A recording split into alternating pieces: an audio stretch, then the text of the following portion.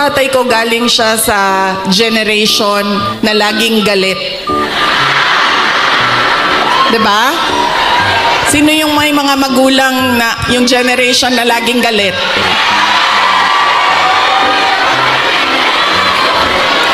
Yan. Galing dyan ang generation. Galing dyan ang tatay ko sa generation na yan. So, lagi siyang galit. So, sa akin, maalala ko, sinabi niya talaga sa akin, paulit-ulit habang ako ay lumalaki. Ikaw, sabi niya, hindi ka tao sa paningin ko.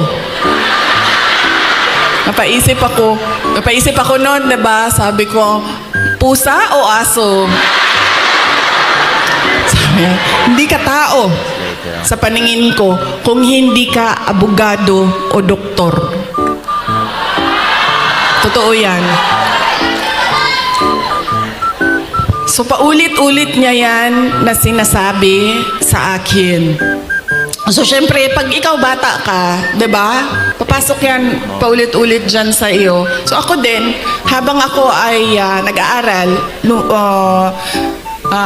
ako ay lumalaki, nag-aaral ka, elementary, high school, napasok na sa isip ko. At 4 years old hindi ko alam, baka sa tiyan pa lang sinasabihan ako ng tatay ko, ikaw, hindi ka tao. O hindi ka... Kasi 4 years old pa lang, sa yearbook ko ng kindergarten, nakalagay doon, I want to be a pediatrician.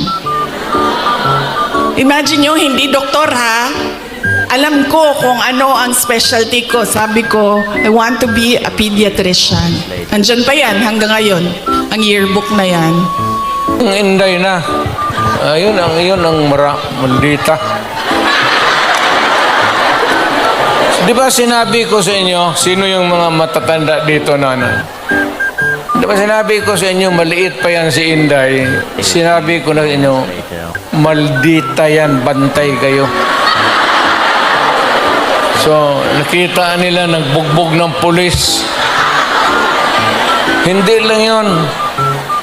Hindi, yung nakita lang ninyo sa TV, maraming binugbog yan, mga driver namin, pati... Buang talaga yan si Inday. Pero kung yun ang masunod sa inyo, magsunod sa akin pagka...